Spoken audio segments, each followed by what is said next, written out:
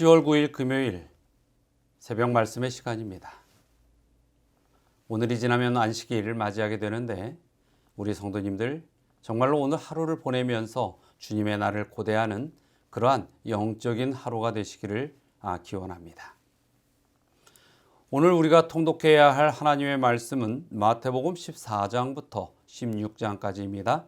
이 말씀들을 꼭 통독하시고 그 말씀 가운데에 하나님께서 우리 성도님들에게 들려주시고자 하시는 음성을, 영적 양식을 꼭 취하시게 되길 바랍니다.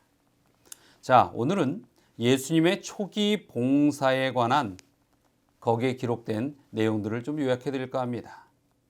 자, 이 시기로 보면 기원 후 AD 27년 가을부터 28년 봄입니다. 이제 이 시기에 예수님께서 공생애를 시작하게 되지요. 이 당시에 있었던, 요 시기에 있었던 일들을 보면 한번 표를 보면서 말씀을 들으며 이해하시기 바랍니다. 침례 요한의 봉사가 이루어지고 있습니다. 그는 광야에서 또 요단강에서 수많은 사람들에게 온전히 회개의 기별을 전하고 또 그들에게 침례를 베푸는 역사를 우리는 볼 수 있지요. 그리고 그러한 침례 요한에게 예수님께서 다가오십니다. 그리고 예수님 또한 침례를 받으시게 되죠. 예수님께서는 침례를 받으실 이유는 없으신 분입니다. 그러나 예수님은 이 침례를 통하여 자신의 사역의 시작점과 모든 이들에게 본을 보여주시는 그러한 영적 기별을 허락하시죠. 그리고 예수님께서 시험을 받으시고 또 제자들을 만나시고 첫 이적인 가나의 혼인잔치가 이루어집니다. 이렇게 이 구분하는 것은 예수님의 공생애의 시작점. 그렇기 때문에 오늘은 그 시작에 관한 이야기의 중요한 말씀이다라는 것을 이해하고 들어주시기 바랍니다.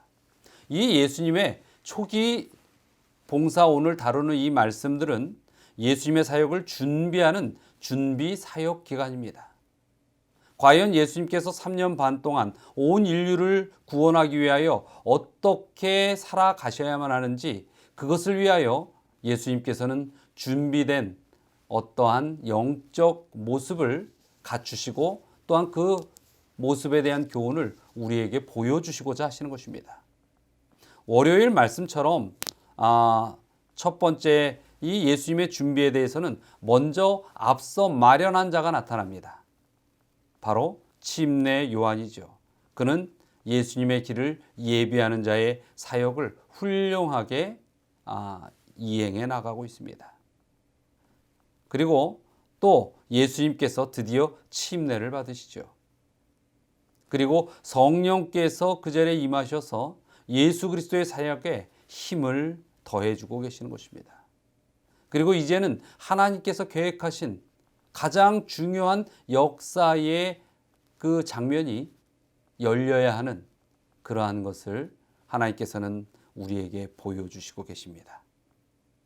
자, 이 예수님께서 사역을 시작하시기 전에 침례를 받으신 것은 우리에게 있어서도 매우 중요한 의미입니다. 우리가 그 구원의 백성으로서 정말 예수 그리스도의 십자가의 은혜로 구원의 백성이 되기 위하여 첫 시작 단추가 바로 침례라는 것도 같은 의미인 것입니다. 침례라는 것은 예수님의 구원과 관계된 것이고 또 그 길을 걸어가겠다라는 결심에 관계된 것입니다. 예수님께서 그러셨던 것처럼 우리에게도 이제 그렇게 살아가겠습니다라는 결심과 자기 자신을 포기하고 예수 그리스도의 임재와 그 생애를 살겠다라는 그러한 결심을 하는 것이 침례의 의미인 것이죠. 한번 이러한 기별들을 생각할 때 우리 성도님들에게 이런 질문을 좀 해보고 싶습니다. 여러분들은 지금도 처음 침례 받을 때의 마음처럼 그런 자세로 살아가고 있는가요? 정말로 이전에 살았던 그 생애는 이제 다 잊고 주님 안에서 새로운 생애로 살아가겠다라는 그 침례 때 가졌던 결심, 그 결심이 여전히 여러분의 생애 속에서 이루어지고 있고 마음속에 자리 잡은 결심의 제목이 되는지 한번 우리는 스스로에게 물어볼 필요가 있는 것입니다. 우리가 처음 침례를 받았을 때에 결심했던 것처럼 우리가 그렇게 새로운 출발점에서 지금도 끊임없이 그 믿음의 길을 잘 걸어가고 있는지요? 혹시 그 길에 우리가 잠시 멈춰 있거나 잠시 다른 길로 이탈해 있다면 정말로 성령께서 우리를 도우셔서 다시 우리가 침례 때 결심했던 그러한 인생의 길을 걸어갈 수 있도록 주님 앞에 우리는 온전히 회개의 모습으로 엎드려야 할 것입니다. 우리는 또 예수님의 시험 받으시는 장면을 보게 됩니다. 사단은 세 가지의 제목을 가지고 예수님을 공격하지요. 그 세 가지의 시험에 대하여 다 말씀드리진 않지만 거기에는 우리가 살펴봐야 할 중요한 영적 교훈들이 있습니다. 이것은 따로 우리가 항상 듣기 때문에 따로 다시 한번 정리를 해드리거나 또 여러분들이 아시는 것에 대하여 다시 한번 살펴보시게 되길 바랍니다. 그런데 이 사단이 예수님에게 행한 그 세 가지 시험에는 공통적인 요소들이 있어요. 그것은 죄의 속성에 대한 본능을 자극하는 제목들이라는 것입니다. 사단은 아담과 하와가 타락한 이후에 인간의 본성에 죄의 속성을 심어놔 버렸어요. 그렇기 때문에 그 죄의 본성은 사단의 자극을 받을 때 우리의 삶 속에서 튀어져 나오는 것입니다. 연약한 인성을 가진 예수님에게 사단은 그 연약한 인성 속에 자신이 심어놓은 죄의 속성이 튀어나오리라고 기대하고 예수님을 시험하는 것이었습니다. 그러나 예수님께서는 비록 연약함은 있었으나 예수님의 그 삶에 있어 가지신 모든 것들은 죄의 속성을 가지지 아니하신 것입니다. 그래서 예수님은 하나님의 말씀으로 이기시는 것입니다. 여러분, 우리의 본성과 우리의 속성으로는 죄를 이길 수 없습니다. 그렇기 때문에 우리에게는 칭의가 필요한 것이에요. 무엇이냐면 나의 모습, 내 있는 그 모습 그대로 죄를 이기는 것이 아니라 나의 모습을 사랑하셔서 나를 의로 옷 입혀주시고 우리에게 역사하시는 그 예수 그리스도의 보혈과 성령의 역사하심, 그 능력에 의지하여 죄를 이겨나갈 수 있는 것입니다. 우리가 허락하면 성령께서 이러한 사단의 속성과 싸우시는 것입니다. 그래서 우리의 생애를 하나님께서 온전히 쓰실 수 있도록 내어드리고 맡기는 것이 우리에게 너무나 중요한 것입니다. 하나님께 의지하는 삶, 그리고 매 순간의 일들 가운데에 하나님과 소통하며 결정하는 삶, 그리고 또 우리는 매일 드리는 우리의 생애와 자신을 드리는 매일 드리는 제사의 삶이 그래서 필요한 것입니다. 자, 예수님께서는 이렇게 광야에서 시험을 받으신 이후에 사단을 물리치시고 제자들을 부르시는 그러한 장면을 시작하십니다. 자, 어떤 이들이 제자들로서 부르심을 받습니까? 잘 갖추어진 자가 아니라 기꺼이 쓰여짐에 자신을 내놓는 자들이 제자가 되는 것입니다. 여러분, 우리도 하나님께 쓰여지도록 우리를 내어놓아야만 합니다. 정말로 이 시대가 중요합니다. 지금도 여전히 내 목적과 목표를 위하여 살아간다면 그것은 우리에게 큰 어리석은 결정이 될 것입니다.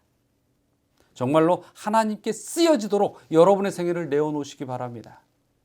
여러분이 가지고 있는 달란트, 재능들, 그리고 놀라운 어떤 성과를 이룰 수 있는 능력들, 그것이 하나님의 영광을 위하여 쓰여져야 할 것입니다. 자, 예수님께서는 드디어 이제 그의 공생애의 첫 이적을 보이십니다. 무엇이었죠? 그것은 가나의 혼인잔치였습니다. 예수님께서는 그 혼인잔치에서 사람들에 대한 동정과 그들의 행복을 위한 봉사의 모습 속에 물을 포도주로 만드는 이적을 보이십니다. 여기에는 중요한 의미가 있습니다. 예수님께서 처음으로 베풀어 주신 그 이적이 물로 포도주를 만드는 것이었습니다. 물은 침례를 의미하는 것입니다. 포도주는 구원의 보혈을 의미하는 것입니다. 즉 이것은 무엇이냐면 예수 그리스도 안에서 다시 태어난 자는 영원한 구원의 보혈을 통하여 생명을 얻게 된다라는 의미를 이 가나의 혼인잔치에서 우리에게 들려주시고 싶은 구원의 사랑의 이야기인 것입니다. 그것은 사람들이 그저 먹고 마시고 즐겁게 하기 위한 것이 아니었어요. 예수님께서는 이토록 첫 이적에 온 인류를 구원하고자 하는 간절한 소망을 그대로 드러내신 것입니다. 참으로 우리가 이 사실을 잊지 말고 온전히 우리가 이 구원받은 백성으로 살아가는 일에 결코 모든 그 삶의 중심을 묶어놓고 그렇게 승리하는 생애를 사셔야 될 것입니다. 우리는 이러한 예수님의 초기 생애에서 침례 요한이 예수님을 바라보며 외치는 소리를 기억해야만 합니다. 요한복음 1장 29절에 보면 이튿날 요한이 예수께서 자기에게 나아오심을 보고 이르되 보라 세상 죄를 지고 가는 하나님의 어린 양이로다. 예수님의 생애는 이런 생애였습니다. 우리를 위하여 모든 것을 짊어지시고 가는 희생양 어린 양이셨던 것입니다. 그러므로 예수 그리스도께서 그 십자가의 구원을 우리에게 베푸셨다는 사실을 믿기만 하면 그 십자가의 보혈에 우리의 모든 죄의 짐도 다 실리는 것입니다. 예수님은 우리의 죄를 짊어지신 유일한 분이라는 것을 이 아침에 다시 기억하시기 바랍니다. 그리고 그분을 위하여 살아가는 인생이 무엇인지 한번 깊이 고민해 보시기 바랍니다. 또 그러한 고민 속에 주님 앞에 새로운 결심을 하는 그런 이 아침이 되기를 간절히 바라면서 말씀을 마치도록 하겠습니다. 자, 오늘 함께 기도해야 할 제목들입니다. 첫 번째는 교회의 예배의 정상화를 위하여 기도해 주시기 바랍니다. 정말로 이 상황이 지속되면 우리 성도님들의 심령이 갈급함에 잘못하면 메말라 버릴 수도 있겠다라는 그런 염려들도 있습니다. 물론 각자의 처소에서 믿음을 잘 지키고 계시겠지만 우리 교회 안에도 연약한 자들이 있는 것입니다.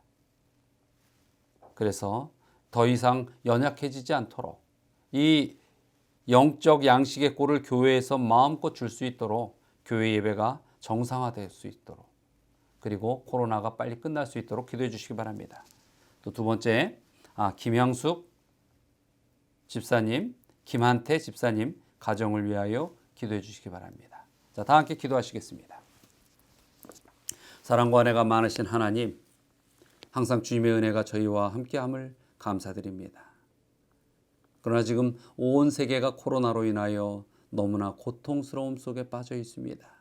이전에 일상적이던 삶들은 모든 것들이 변하였고 이제는 전혀 익숙지 않은 새로운 삶의 시간과 공간 속에 저희들이 머물러 있습니다. 하나님의 은혜를 베푸시사 영적으로 우리 모든 백성들이 살아갈 수 있도록 교회가 주님의 등대로서 다시 세워지게 하여 주시고 예배가 정상화될 수 있도록 인도하여 주시옵소서.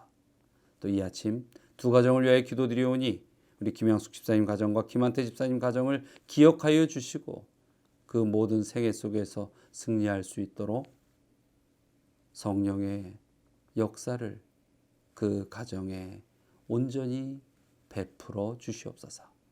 오늘 하루 주님 안에서 우리 모두가 승리할 수 있도록 주께서 축복으로 인도하여 주시옵기를 또한 바라오며 예수 그리스도의 이름으로 기도드리옵나이다.